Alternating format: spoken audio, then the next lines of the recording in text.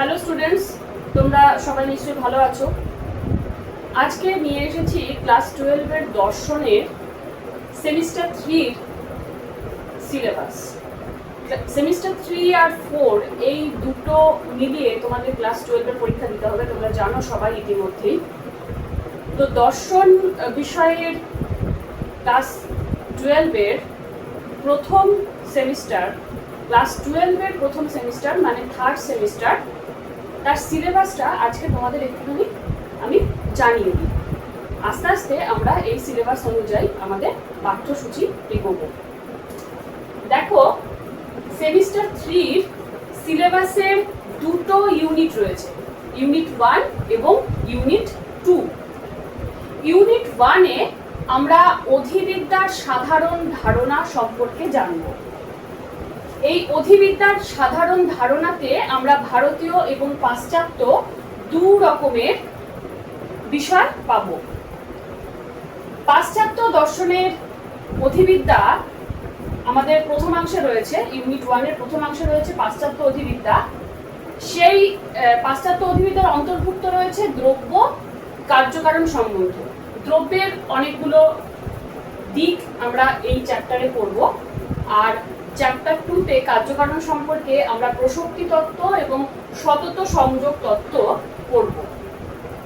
Chapter 3-তে রয়েছে দেহ মনের সমস্যা।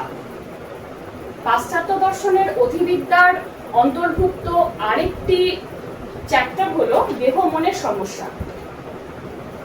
এর পরের অংশে রয়েছে ভারতীয় অধিবিদ্যা, যেখানে আমরা আলোচনা করব বেদান্ত দর্শনের মৌলিক প্রত্যয়গুলি নিয়ে এবং ব্রহ্ম এবং মায়া সম্পর্কে শঙ্করের মতবাদ নিয়ে।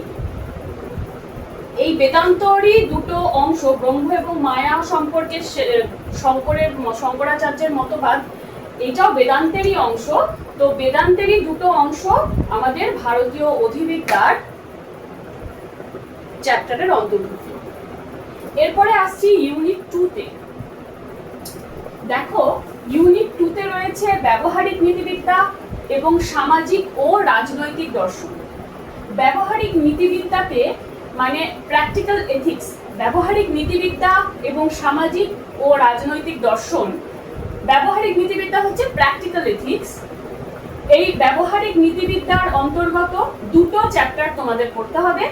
প্রথম চ্যাপ্টারে রয়েছে আত্মহত্যা ও কৃপা হত্যা, আত্মহত্যা ও কৃপা হত্যা। আর দ্বিতীয় চ্যাপ্টারে রয়েছে পরিবেশ নীতিবিদ্যা, দ্বিতীয় চ্যাপ্টারে রয়েছে পরিবেশ নীতিবিদ্যা, এনভায়রনমেন্টাল এথিক্স।